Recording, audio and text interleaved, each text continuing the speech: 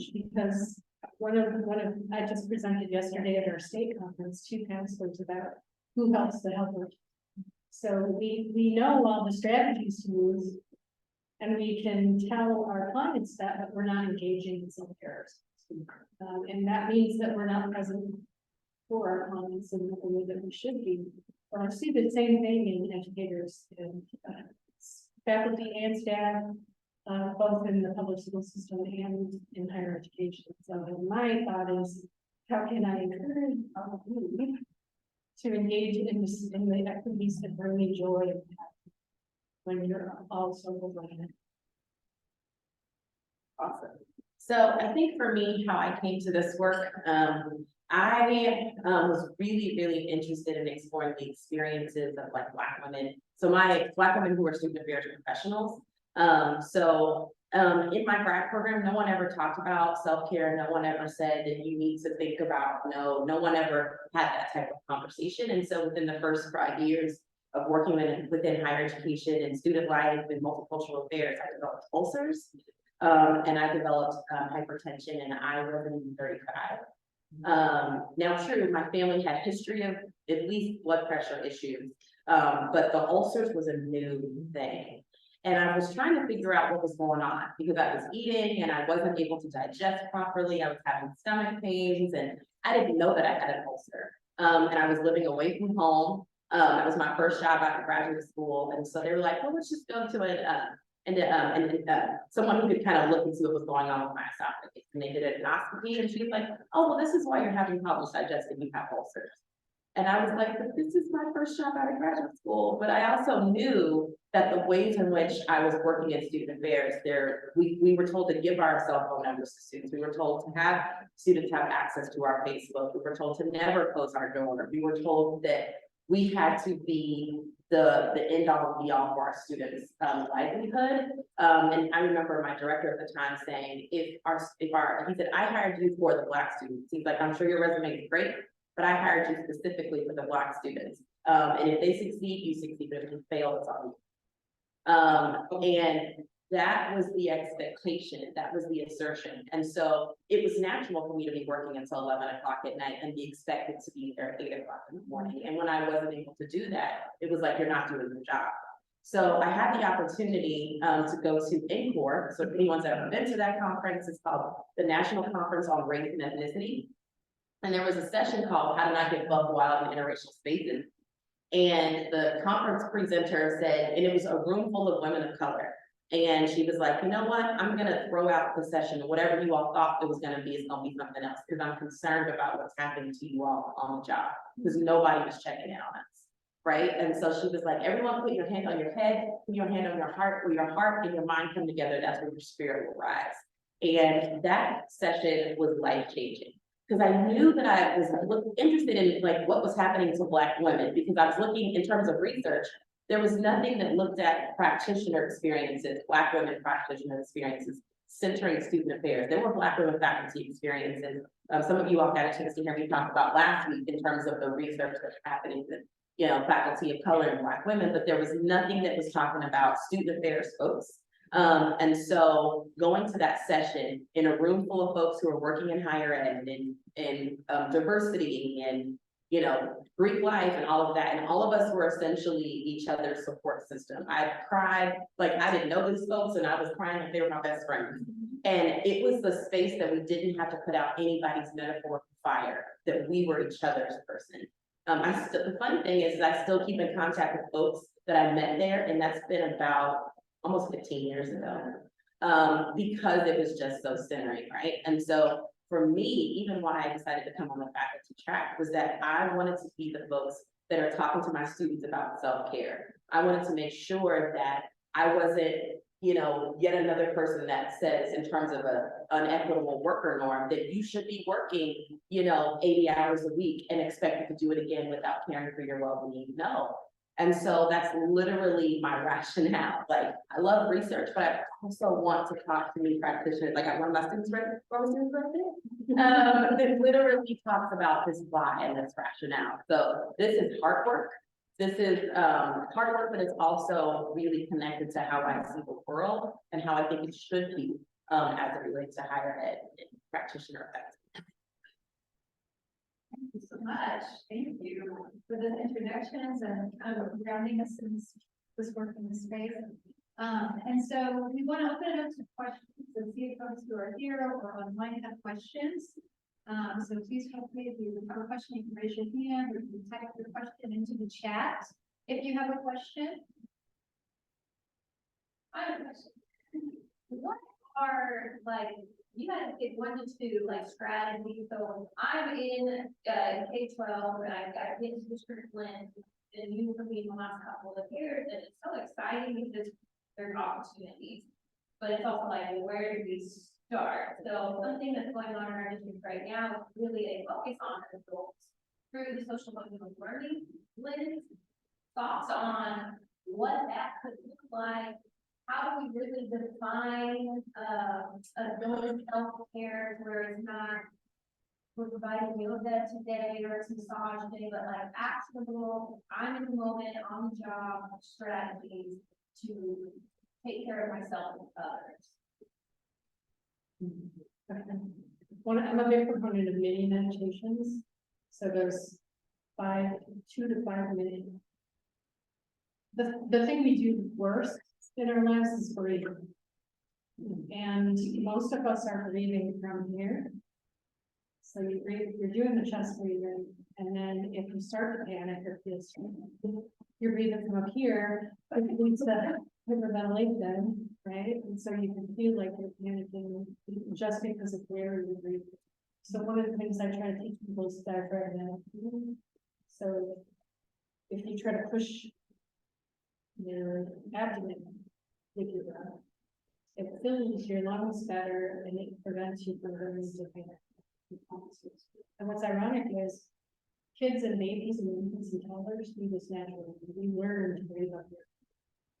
So it sounds silly, but just literally deep breathing a couple of times and through the nose out through the mouth makes a huge difference. And what the research has found is if you do that, whether you're a counselor or a teacher, you are more impactful with your group that you go into by doing just a couple of minutes of mindfulness before you walk into their room. Outcomes for your kids are better, which is ironic because we won't do it for ourselves, but it's like, oh, so my kids are going to do better if I take some mindfulness, then we'll engage in that activity. So that's a simple one, but there are a lot of other ones too.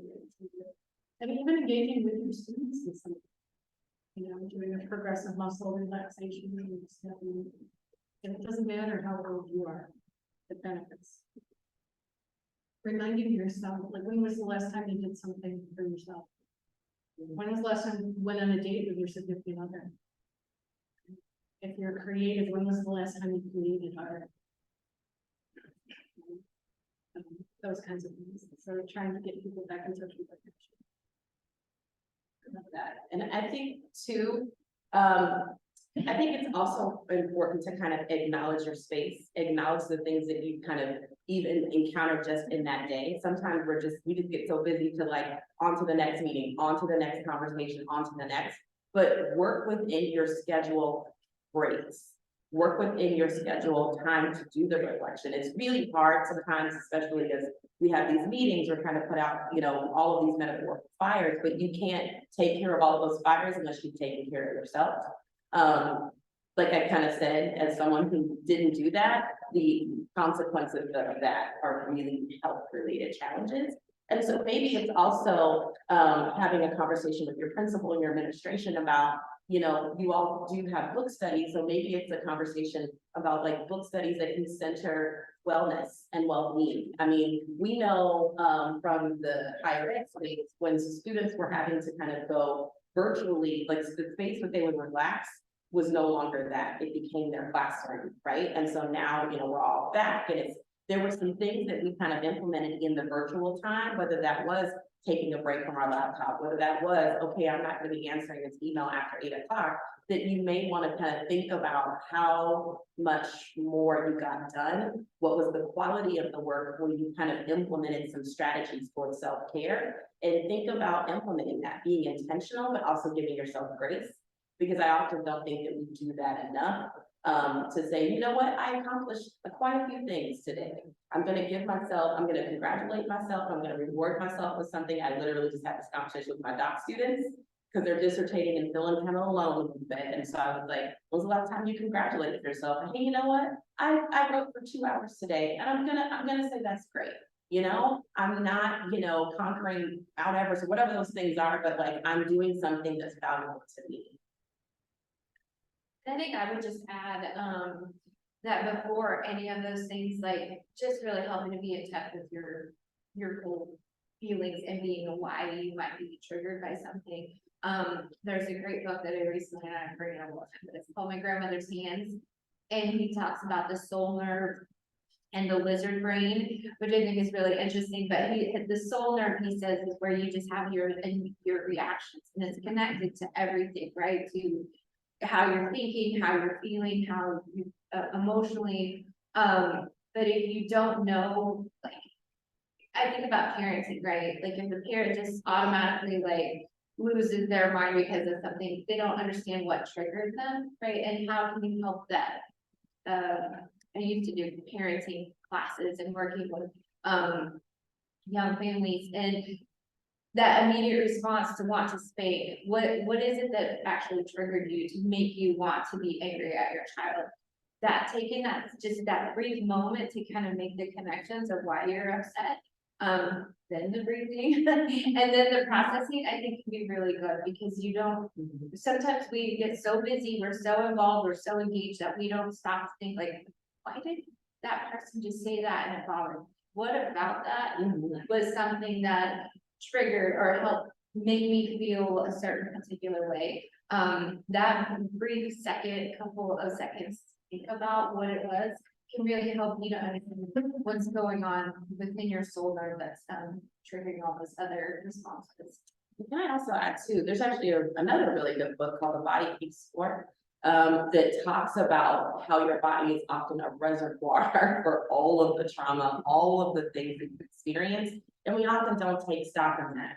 Now, although this panel's not looking at, maybe the race and gender piece of it, like, there's a lot of research that talks about the trauma that folks feel when we're watching videos of trauma. We're watching videos of, like, violence, those types of things, and whether that is folks become desensitized or kind of the impact of it, we don't often take stock in what's happening with us internally from all of that as well too. So, yeah, and the more empathic you are, the more likely you are to take in. So when you hear the stories, you visualize it, and it feels really good. So I've done some really interesting MRI studies where they put empathic people and non-empathic people based on a test that they gave them, put them in an MRI. And this sounds terrible. They hit them with like a hammer or something that creates pain, and they like see it light up. So these are the non-empathic. Not a lot of pain. They had to get through the iron. And if they put an empathic person in and show the video of that person getting hit with the hammer, the same place is lit up in the brain. So if you were one of those people that feel your kid's pain, you internalize that, and then you have to find a place to put it, right? And too many of us want to go home and adopt the kids that we, you don't want them to go home to their family of origin, and you have kind of groupies that hang out in your classroom or after school or wherever. So how do you get rid of that pain that you've experienced? Because if you don't, it stays with you. So one of the silly tricks that I do is the radio is always on in my car, and so I turn it off and I switch stations, and it's pretty bad. And that to me is like a signal to my brain, okay, that part of my day is over now. So, and it works for me. It's silly, but it works. We have a question in the chat. Valerie and Sarah, you both mentioned books. Could you highlight those again, titles, and just a quick overview on those? My grandmother's name is the name.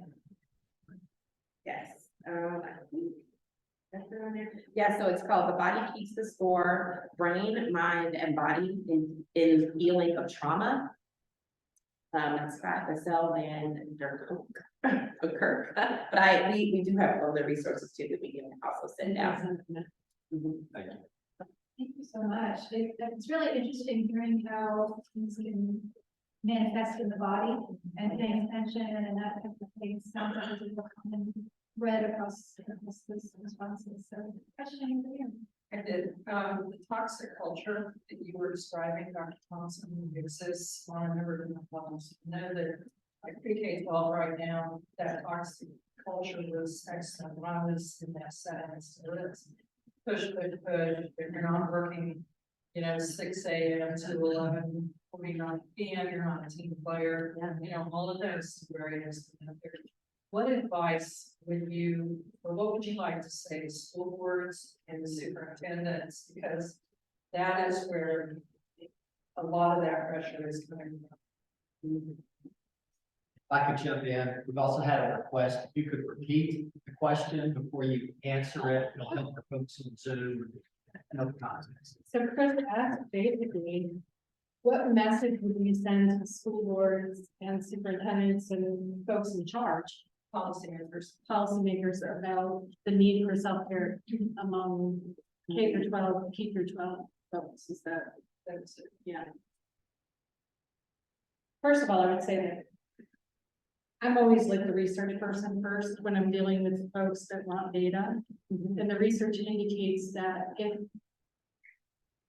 a well-centered teacher who is taking care of themselves is a better teacher, right? And that the results are that the students actually, the scores will go up, the behavior problems will go down, the more present they are and the less worries they have about their next kind of crap that they have to deal with. And right now, I have seen more stress than ever in the school districts, and some of the expectations are they're just too high. They're just too high. So looking at it realistically, what are the expectations? You want to hang on to teachers, right? Because that's a real issue right now. You want to hang on to teachers, then treat them right and know what's realistic, and they'll be more productive if they have a little free time. I would also challenge them to understand that the work that teachers, administrators, building service workers, secretaries, everyone, they aren't insulated from the world just because they've been hired to do whatever for the district, right? And so we think about the pandemic and, wherever we feel that we are in that, whether that is beginning, middle, and end, that is still something that is impacting a variety of communities. And to ask them, I love the idea of kind of leaning on the literature because it's out there, but to ask them, like, when was the last time you did a climate assessment of your building? When was the last time you did a climate assessment of, your teachers, your administrators? Like, how are they actually showing up? Because I would argue that they'll find that they can make, and to think about, because I think sometimes we have this conversation, is education a business, is it not? I would argue that it's often business-like in terms of how it operates. To say, well, the bottom line is if you take care of this, you are more likely to retain them. You're more likely, as you're recruiting these new teachers coming in, a lot of them, you're wanting folks of color, they're gonna see that you care, that they, when they see you doing programs and initiatives to help to retain them beyond, PDs on how to, effectively teach. When was the last time you did some checking in on their well-being? When was the last time you had someone come in to do a professional development over centering yourself and hearing trauma? There's also a conversation of something called vicarious trauma, and vicarious traumatization, which is kind of like the area that I like to research. And that what that really centers is that, as you're hearing students and you're hearing people share their stories, you're essentially reliving it, even though they're not there. And that can have a disastrous impact on your well-being. So I would challenge to them, just as we do university-wide climate surveys, to really think about doing something similar, but also with intentionality. Not just assessing for the sake of assessing, but assessing so that you can really care for the folks who are caring for the students. Because ultimately, you know, in higher ed, we have this motto of caring for the whole student. It's all about the whole student. But I would argue for K-12, you're also caring for the whole student. You can't care for them unless you care for the people who are caring for them. And I think for me, I try to look at some of the models of different ways that schools are functioning that is like, seems like it's so outside vibe, but it really isn't. But those kind of differences are working, right? So we're so stuck in the 8 to 3, you know, kind of mentality, but we're seeing in other places that COVID changed everything, obviously, for our schools, right? So that change and that unpredictability, we can bend the mold, right? It does not have to always be like, I have one of my really good friends, their child goes to school, they don't go to school on Fridays, and then they'll have like extended days off, and then they'll come back and they'll do a whole nother segment where they're like 8 to 4. And it's different than what the mold has been, but it's so effective for this children just to have a break, right? Like, who says we have to go to school every single day, 8 to 3? And now we're not, some of them don't really have like physical education, like they're not even playing outside, that like, they're little robots, and that's really unfortunate. So I feel like we need to be more humanistic of how we're treating our children, how we're treating our teachers, because they have families too, right? And so that has not, we have not been really mindful of some of those things that I think, if anything, some of the ways in which COVID has contributed to changes and helping us to think about schooling differently and providing a lens to be able to change, crazy as it sounds, we need to be doing that. And so I think look at what is working in other places, you know, and not saying that it's going to be replicated and everything's going to be perfect, you know, as XYZ, but how can you take away some of those promising practices from other places that can potentially influence and impact in particular school areas as well? I have a question. So I advise and I help with the teacher apprentice program. These are paras who fit in multiple roles. They're students, they're online, but they're also working in individual schools. And what I have seen, when we're thinking university goal is retention, the biggest thing for our students is mental health.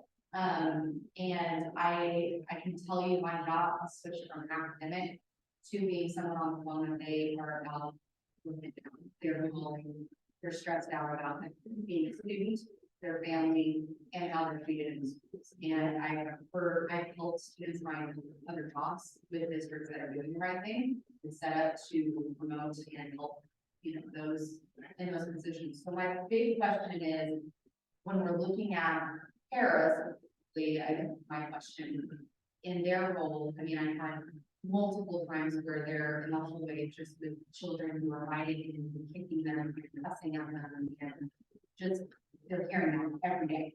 And when they say, hey, I'm an instructional aide, this is not instructional. Can I be moved to a different class? No. Or they're being forced to be a teacher, really without license. They're not prepared for that. They come to me and say, I can't do that. I am not ready to do that. And I feel like I am kind of, and then they walk away from it. Saying the same thing with nursing. I kind of compare to, because we see in the health, they're in dire need of getting burnout. And so I guess my question is, what would you advise? How do I help them? I'm supposed to be an academic advisor, and I'm not fulfilling that role. I fulfill that role, but I also need to be there for them. So many more care team tickets. But in some of those instances, they don't have time to follow through with the care team to help with those resources. So is there some resources? Is there something that I can give them that maybe what can I do more in my role to help them navigate their job and, you know, life, basically? Because that's what I've been seeing more in the last 3 years in my position. It's changing more from academic advising to trying to be an overall.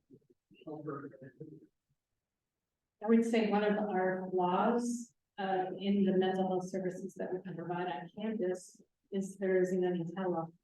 So you're talking about folks that are And they're all over the online. city. Our big problem is, you know, I ask for recordings or webinars that I'm gonna give to my students, and some self-care help, and then we added a class for our program of self-care for state educators, I think is what it's called, so. They don't even need the class when they're taking it. But that's a 1 credit hour class, it's just, it's short, and sometimes, you know, they can't get into it, and that's some of the issue is trying to find things that they can watch or attend while they're there. I mean, you know, so. Right. Yeah, we're working on it. I mean, I would like to, we've even talked to the dean about potentially having a tele mental health facility where our students can actually provide outreach to folks that are online students, because right now, you either come to CAPS or to the bus clinic, and that's your option, but if you're in Dodge, that's not realistic. But there are already mental health things out there, but what I would really argue, to reiterate, because I forgot to tell you what you asked. Emily is basically acting as a pseudo counselor for the folks that are, the paras that are feeling overwhelmed with their work-life balance. What you're doing is helping. So the fact that they have somebody to vent to and to listen to, just for that little bit on the phone is helping them. And you're taking care of the pieces that you can, which is, well, if this isn't a good fit for you, let's find one that is. So you're kind of instilling hope in them. So I'm kind of feeding it back to you. I know you feel helpless, but what you are doing already with these folks is that they need a person that they feel comfortable sharing what they're experiencing. And then you can make the referrals for others.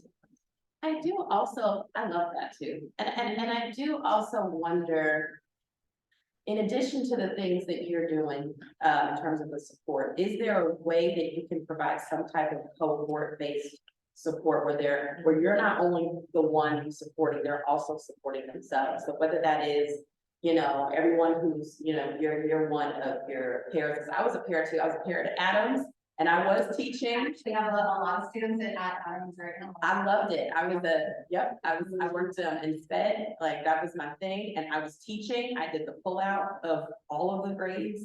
And like, that's right. Like, I wasn't getting paid for that, but I was literally teaching the kids. You know, so it's yeah, no, I mean, when you said I was reliving, I was like, right? But that's the thing. So maybe you could put it out there that they would be interested in having some sort of space to where they gather, whether that And is. they do have some other groups that meet via Zoom, things are mentors, and they have a group of like 10 students.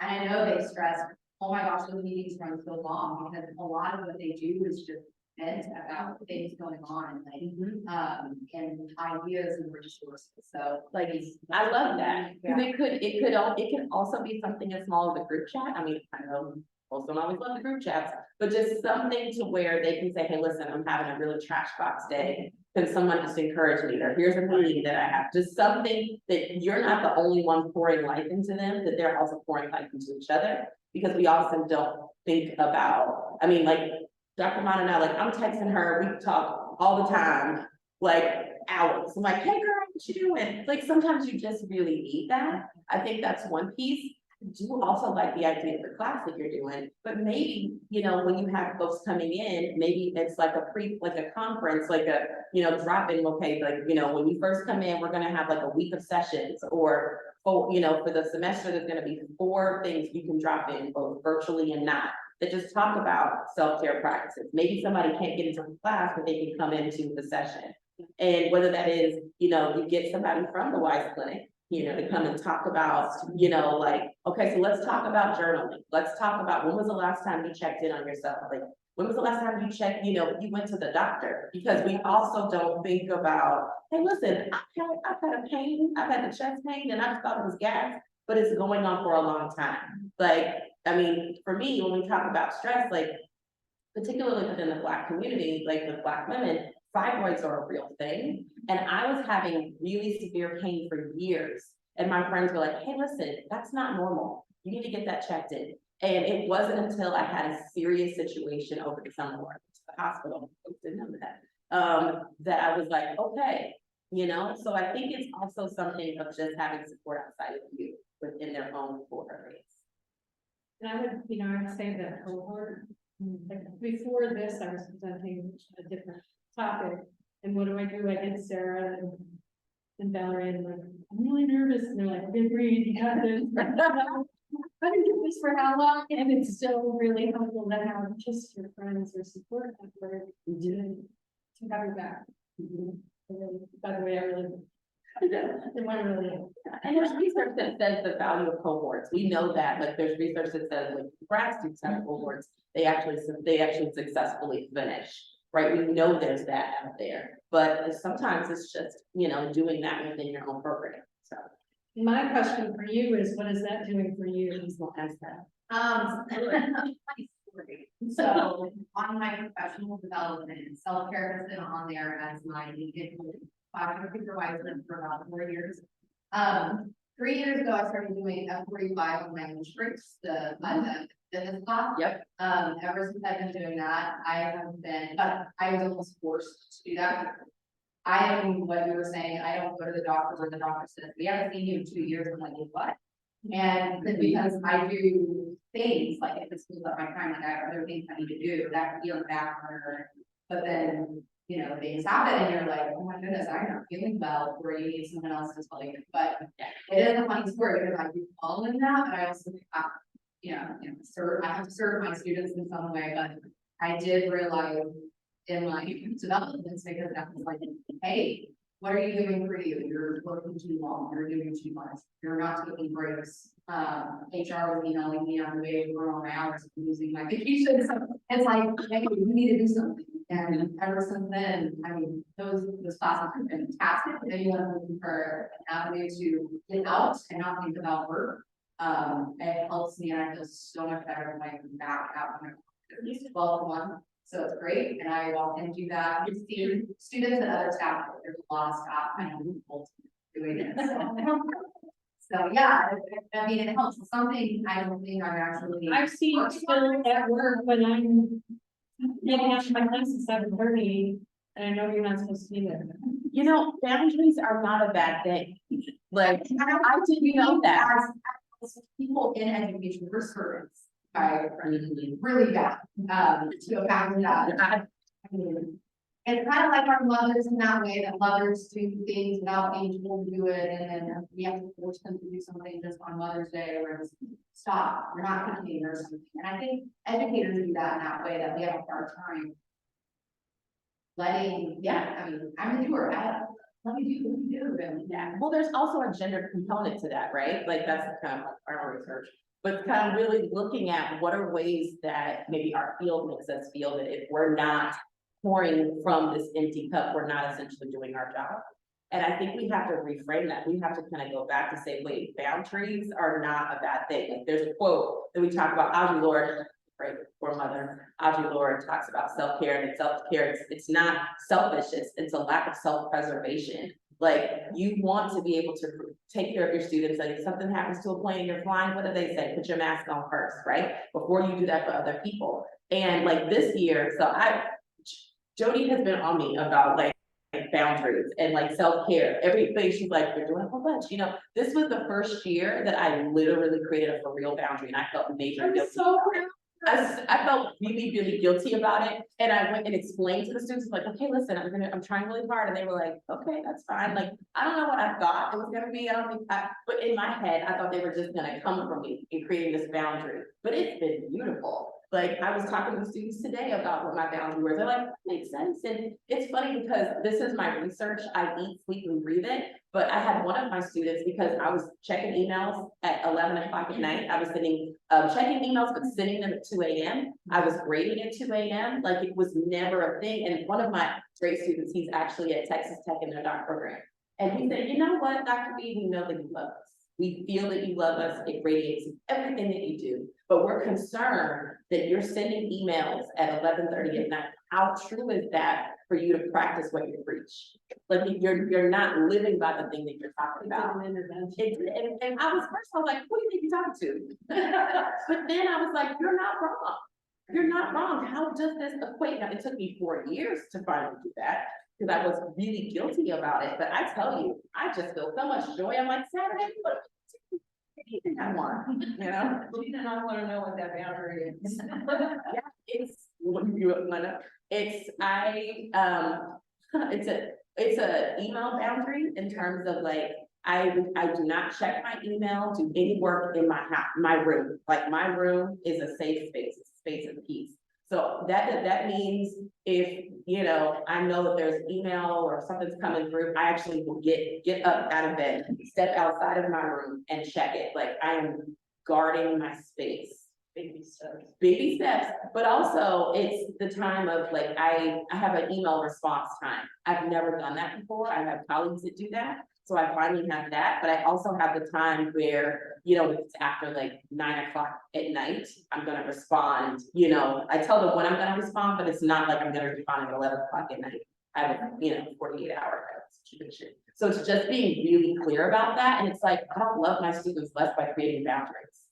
Like, that's not it. It's similar to your modeling, that's up here. Yeah. Might jump in, we've got a couple of comments in the chat, Julie Teeley and Deanna Gooch are joining us via Zoom. I could read the comments, but it'd probably be better if one of you want to just jump in and share your comments about ways that we offer mutual support. Yeah, I feel like a couple of years ago, we really started, it really started with the wellness cards, the We Support You cards that the university. Julie, we're having troubles with our speaker.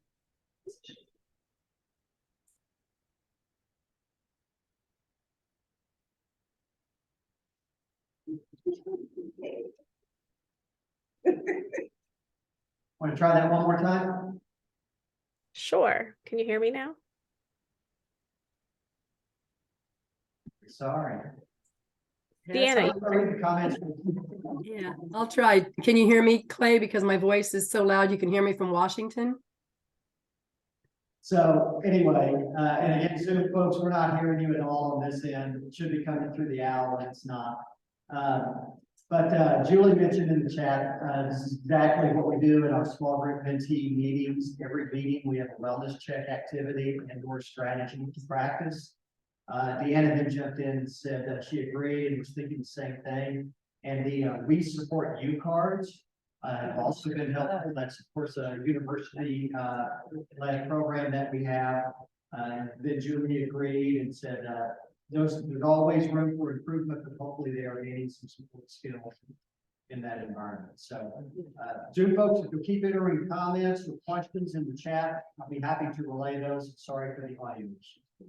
And one of the things I also do every class period, on my first slide is how's your heart, how's your mind, how you showing up? Like, I'm sure that like life is lifing. And so, and of course we want to get to the material, but we can't get to the material if you're not okay. So that's a space where we're all checking in. And I really, that was really important in the summer of 2020 during George Floyd and all of the protests. I was really transparent. I was like, y'all, I'm not okay right now. I'm a Black woman. I show up as a Black woman first. I'm a professor second, and I'm not showing up well.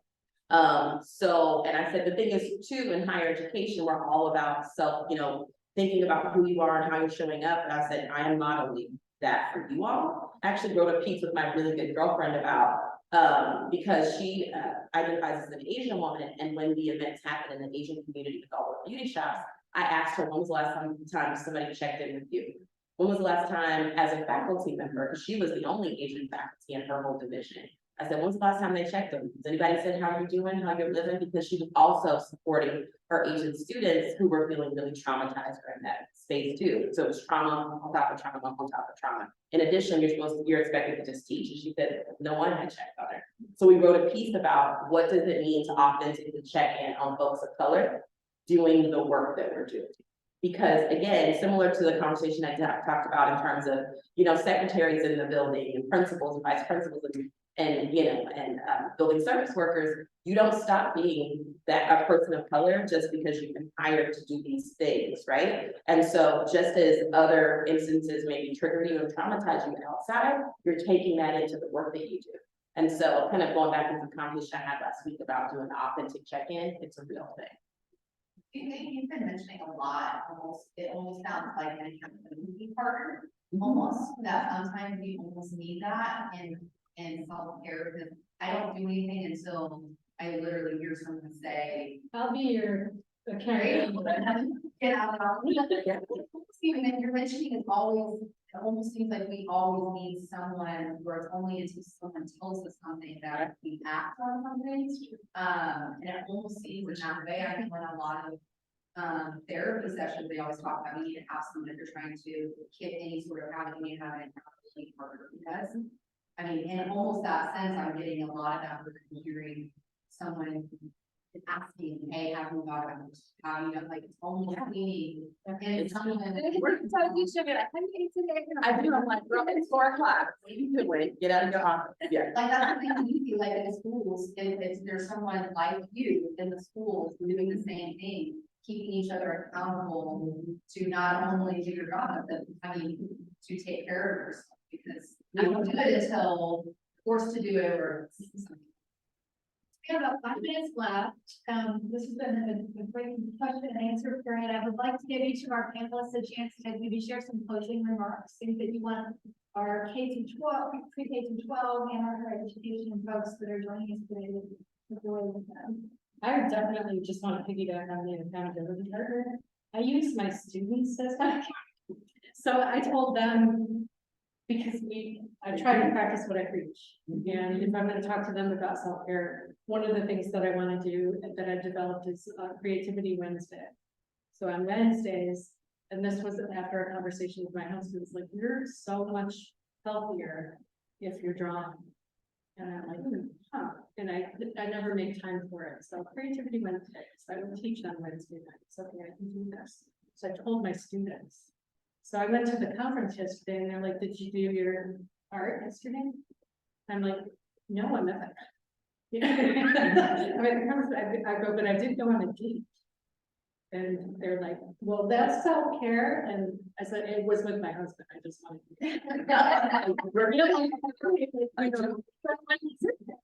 the last time that I went on a date with my spouse, you know, and didn't, you know, have my phone out. So I would suggest that phones, I resent the duo thing, because I have to bring my phone everywhere if I want to be on the computer, you know, and so I'm learning though when I'm out to put that phone away, because that is a major stressor. And So not the outlook of that. I do that. Yeah. There's no reason not I do it. interesting. Yeah, Interesting. there's no reason. Right, because you can go on your computer and check. See, That's we're learning. hard. We're learning. That's hard. Yeah, but I'm just saying there are things that we can do that make our lives better, and having that accountability is one other person that can tell. Means I'm actually much more likely to follow through, because I don't want to be embarrassed that I didn't actually do it. And I can then create a piece of art and say, you know, that was very cool. I think for me, so I guess I can see it from a two-pointer. For faculty who are working with potential practitioners, folks who are getting ready to go on the field, have these types of conversations about wellness, have conversations about well-being and sustainability. Like, for example, for higher ed, there's actually a book that talks about worker norms in higher education and kind of debunking that and saying, why do I have to do that? There's actually a really good article that says, I love my naps, but stay woke, the case against self-care. Because essentially it's saying that when we talk about self-care, it's from this capitalistic standpoint that I want you to take care of yourself, but you can ultimately contribute more to the dime, bottom dollar, instead of, no, I want you to take care of yourself because it's important to take care of yourself. right? Like, I want you to go to the doctor because it's good for you to go, not about you being a better worker. There's a business conversation about that, but instead of that, looking at that from a different standpoint. So even the folks who, for, in the buildings, like when you're running your staff meetings, maybe have a check-in before you kind of go to the next thing. Do a pulse check of like, what's really going on. I do that for my students, and what's interesting is be flexible if it does kind of go off. Because what's happened is I've had students who don't, and they were like, we might have gotten to maybe 5% or maybe 10% of what we wanted to get to, but it was a space where they felt seen. It was a space that they didn't have to continue to be on, that they could just be themselves and say, hey, we're doing this work, or we may be doing it broken right now, but we appreciate the space for it, kind of allow it to be. And I think I would just add, I'm so much about like the space in which we occupy, and so just like this morning, there was amazingly huge, gigantic tom turkey that was outside and just roaming around in the neighborhood, which was really cool. But I really like to be able to be out in nature, outside, just getting fresh air. Like, it doesn't have to be something that we're contributing to capitalism, right? Like, you just have to be in space and enjoy and like appreciate the outdoors. And so for me, the clearing a headspace is really important. But I also, again, I have my board of trustees is what my colleague calls us, and also circles in which I can talk to folks who understand struggles of whatever it is we're stress. And that's really important as well. Having a no committee, because that's kind of what she's talking about in terms of like having people who you can bounce off. Hey, listen, I'm getting this email. They want me to join this board, the no committee, run it through your no committee. Because the no committee can say, hey, listen, you don't need to be on that 15 different, thing. That's my problem. I say yes to things. They know it's a problem. She's like, yeah. Yeah. Well, thank you all so much for these ideas, which I was folks writing down these things to take back. So thank you very much for this.